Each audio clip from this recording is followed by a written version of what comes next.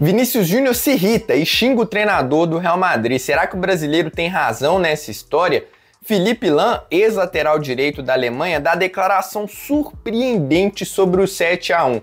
E Matheus Cunha detém recorde na Premier League. Tudo isso e muito mais no radar da seleção brasileira.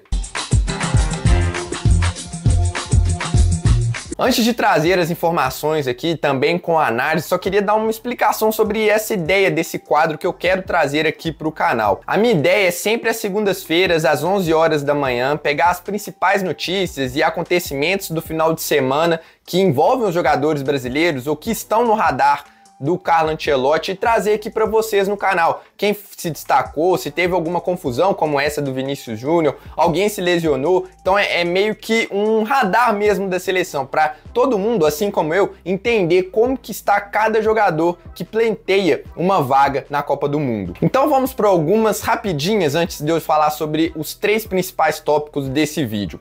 O Everson foi muito bem pelo Atlético Mineiro, mais um jogo muito bom do goleiro, fez 6 defesas na vitória por 1-0 contra o Ceará, sendo 2 delas bem difíceis. O Everson, que vem se destacando nos últimos meses, é um nome que é pouco falado na seleção, muito subestimado, inclusive é um cara pra gente ficar de olho. Na Turquia, Gabriel Sara, volante e São Paulo, que também joga como meia pelas beiradas, fez um gol na vitória do Galatasaray por 3-1 sobre o Göztepe. Ele tem um gol e 2 assistências em 13 jogos pelo clube turco, sendo que ele foi titular em 8 dos 13 jogos do time. E ele participou dos 5 jogos que ele ficou na reserva, ele entrou. Então é um cara importante para o Galatasaray, que entrega uma característica diferente daqueles volantes que a gente tem na seleção brasileira. É um segundo volante com muita capacidade de chegar à frente, que arrisca muito chute de fora da área, que pega muito bem na bola, cobra escanteio, cobra falta. Então o Gabriel Sara também é um nome pouco falado e que eu acho importante a gente destacar cada vez mais o volante brasileiro lá na Turquia.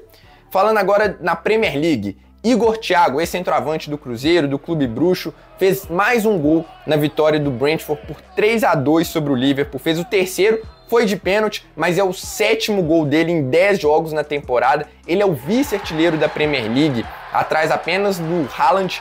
Então é um brasileiro também que tem uma característica mais de pivô, um cara que se lesionou na temporada passada e por isso não teve muitos minutos. Quem sabe aí também aparece em uma eventual lista do Ancelotti, é um cara que está se destacando muito lá na Inglaterra.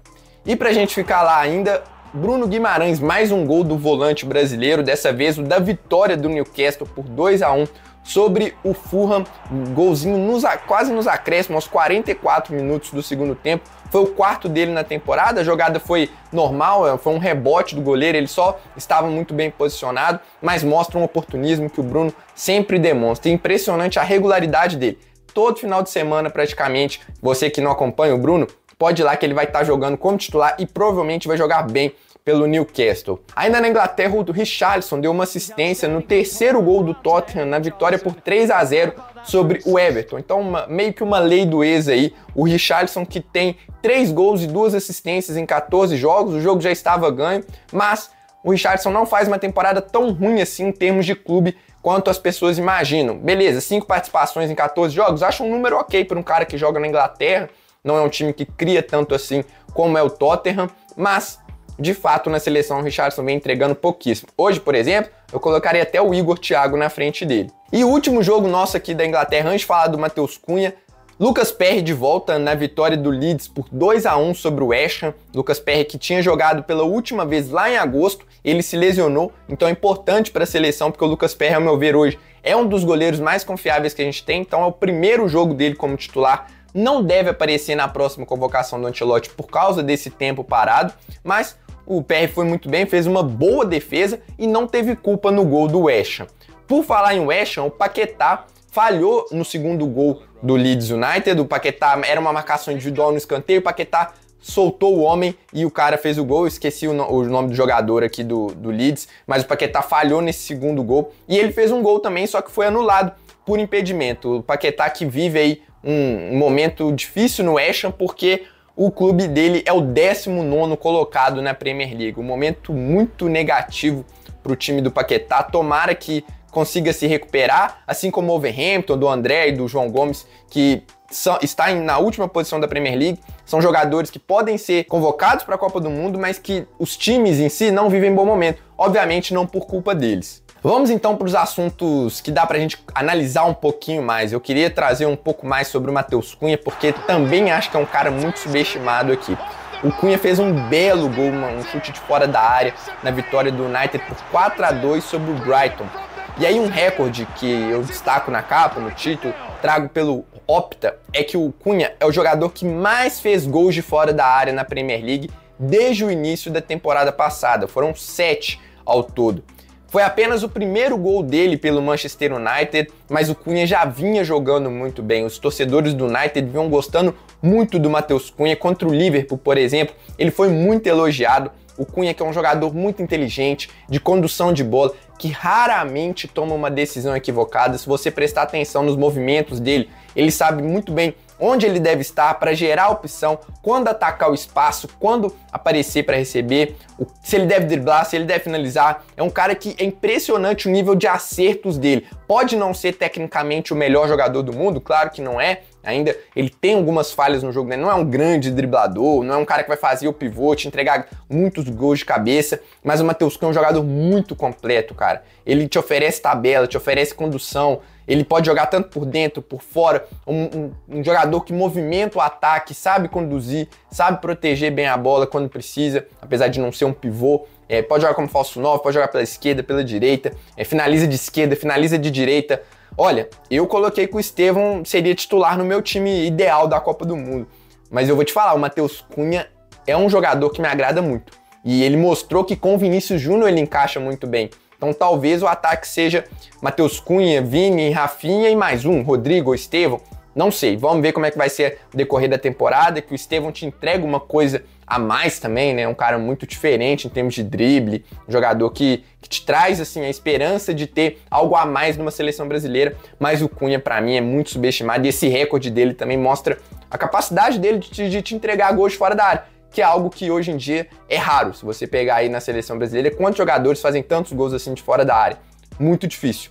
Mas por falar em gol de fora da área, um jogador também que eu queria destacar aqui rapidamente é o Casemiro, que ele deu assistência para o Matheus Cunha no primeiro gol do United e fez o segundo. De fora da área, a bola desviou, mas foi o primeiro jogo do Casemiro desde setembro de 2023 que ele faz um gol e dá uma assistência. Então o Casemiro cada vez mais essencial nesse time do Manchester United.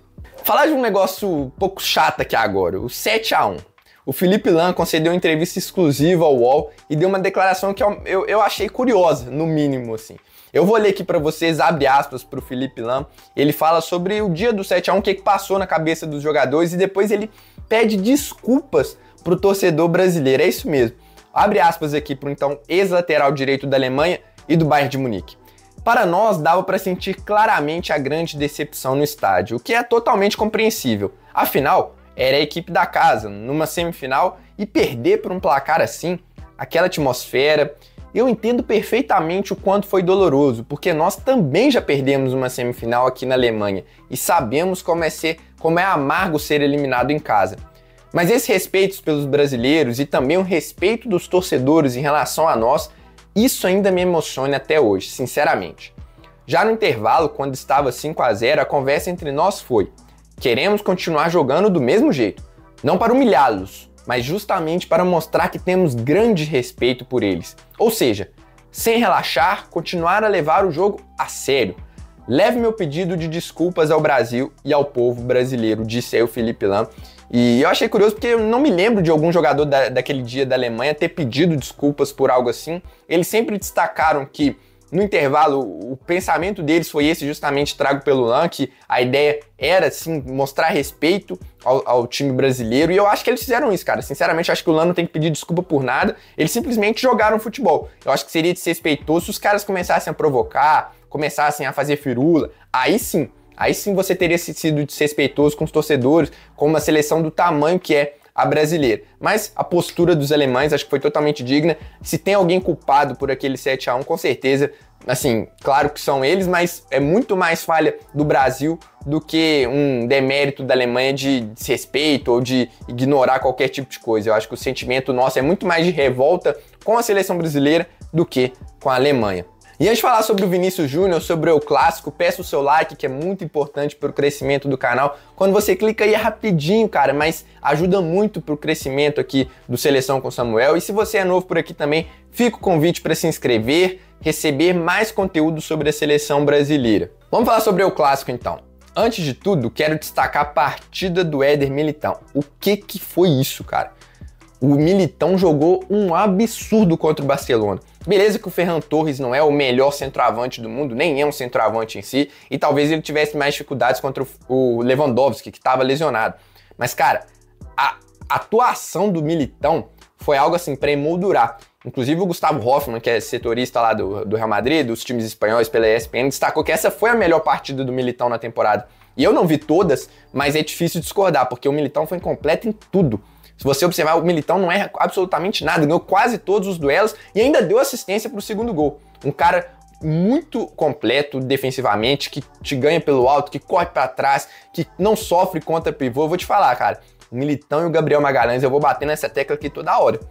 É uma dupla de zaga de time que dá para chegar em final de Copa do Mundo. Se vai ser campeão é outra história, mas o que eles dois trazem de segurança para um time é um negócio assustador. De verdade, o Militão e o Gabriel Magalhães hoje estão na prateleira de cima do futebol. Você não cita 10 melhores zagueiros do que eles. Se 10 eu tô falando pra cima, tá? Que eu acho que o Magalhães já é top 5, o Militão, se você pegar no auge também, é top 5. Então, hoje você tem poucos zagueiros que são melhores que os dois. Mas beleza, vamos falar então sobre o Vinícius Júnior. O Vinícius Júnior, ele faz a jogada do segundo gol, como eu disse. Ele tava jogando muito bem, tentou 6 dribles e acertou 5. Inclusive, é um cara que provoca muito, né? Um cara que chama a torcida. Tem uma hora lá que ele dá um chute no Yamal, a bola vai para escanteio, ele sai foda, sai xingando e tal, porque o Yamal tinha dado uma provocada e o Vinícius Júnior chama. Inclusive, com o Yamal, ele dá uma provocada exclusiva ao Yamal, ele chega nele e fala assim: hoje você só tá tocando para trás. Então você vê que o Vinícius Júnior pega essa inspiração de clássico para ele. Ele tem essa postura de um jogador que quer vencer, aquela postura que a torcida gosta. Quando você tá vendo o seu time jogar, você quer isso, cara. Você quer um jogador que joga para cima. E às vezes eu até sinto falta desse Vinícius Júnior na seleção. Cara mais, sabe, nervoso assim com o jogo, querendo ganhar mesmo, vendo que a postura tem que ser mais quente, digamos assim. E aí, aos 27 minutos do segundo tempo, o Xabi Alonso decide tirar o Vinícius Júnior para a entrada do Rodrigo. O Rodrigo, que é outro assunto, vou falar dele depois, não nesse vídeo. O problema é que o Vini vem sendo substituído quase todos os jogos do Real Madrid. Não é uma situação específica. Eu te garanto que se fosse um jogo qualquer, ou se outros jogos o Vini tivesse feito os 90 minutos, beleza. O Vini, eu tenho quase certeza absoluta que ele não ia se revoltar tanto assim. Ele poderia achar meio ruim e tal, mas ele não ia fazer a cena que ele fez. O problema é que 90% dos jogos o Xabi Alonso tira o Vinícius Júnior. Então não venha me falar que é porque o Vini não voltou pra marcar. Não é, cara. Porque todo jogo o Xabi Alonso tira o Vinícius Júnior. Se isso não é uma implicância, eu querer mostrar que, pô, eu que mando aqui, baixa sua bola, eu não sei o que é. Por que ele tem que tirar o Vinícius Júnior todo jogo? Até os jogos que ele tá melhor do que o Mbappé, ele é tirado. Como é o caso do El Clássico, sabe? Pô, se é pra falar assim, o Vinícius Júnior não tá voltando pra marcar, o Mbappé também não volta. Então tirasse o Mbappé e colocasse o Rodrigo pra marcar lá na ponta e o Vini de falso 9. Não poderia fazer isso? Porque o Mbappé não pode tirar. Então não venha me falar que o Vinícius Júnior tá errado nessa, cara. Eu não consigo. E pra quem não viu, ele sai xingando. Ele sai falando, de novo? Tá de sacanagem, E aí ele vai direto pro vestiário, depois ele volta. E, cara, eu me colocando no lugar dele, eu entenderia a revolta. Você é praticamente o melhor jogador do seu time durante o tempo que você tá em campo. Ao lado do Jude Bellingham, eu acho que eram os dois que tinham mais vontade, que tinham mais efetividade para construir as jogadas, apesar do gol do Mbappé, a jogada é toda do Bellingham, o segundo gol também, a jogada é toda do Vinícius Júnior, que cruza, aí o Militão dá de cabeça e o Bellingham completa na pequena área. Então, cara, eu me colocando no lugar do Vinícius Júnior, eu entendo totalmente a revolta dele. Depois da partida, o Xabi Alonso falou rapidamente sobre esse assunto, não quis falar muito. Abre aspas aí pro treinador espanhol. Ficam muitas coisas positivas das partidas, coisas boas do Vini. Vamos conversar sobre isso. Não quero perder o foco do que é importante. Falaremos dentro do trabalho da equipe, que foi muito completo. Todos os jogadores contribuíram muito. Cara, pra mim, eu não sei se chega ao ponto, igual eu já falei sobre o Rodrigo e sobre o Endrick, que eles precisam sair do Real Madrid. Eu esperaria um pouco antes de falar isso do Real Madrid, do Vinícius Júnior, perdão. Mas é fato que a situação dos 3 atacantes brasileiros, porque o Militão tá sendo titular, tá jogando muito, não é substituído, o Militão tem muita moral, mas para os 3 atacantes brasileiros a situação não tá legal. Para mim, todos estão sendo subaproveitados pelo Xabi Alonso no Real Madrid. É uma pena, a gente fica muito chateado, mas eu não consigo falar que o Vini tá errado. Claro, a postura não foi totalmente profissional, talvez não, mas... E eu não tô falando isso porque ele é brasileiro, tá? Se fosse a postura dele na seleção, de acordo com o contexto, né? Porque é aí que eu acho que é importante, que as pessoas esquecem. Você tem que pegar o contexto para analisar essa revolta do Vinícius Júnior. Não foi só por ele ter saído contra o Barcelona, foi por ele sair todo jogo. Então, não vem com essa de, não tava voltando para marcar. Poderia ter pedido pro Vini ajustar isso. Vini, voltar mais. Será que ele falou isso com o Vini? Ou só falou assim, o Vini tá voltando, eu vou trocar aqui pelo Rodrigo que volta mais. Cara, sinceramente, eu acho que o Xabi Alonso tá fazendo uma gestão de grupo muito equivocada, e se o Vini daqui a pouco pedir para sair, não vou me surpreender. Mas, por falar em El Clássico, tem um vídeo aqui no canal sobre o Neymar, que jogou muitos El Clássicos, sobre os 5 gols mais importantes dele com a camisa da seleção. E também falei de 7-1, você quer entender melhor o que fez o Brasil tomar essa goleada? Também tem esse vídeo aqui no canal. Eu fico por aqui, um abraço e até a próxima.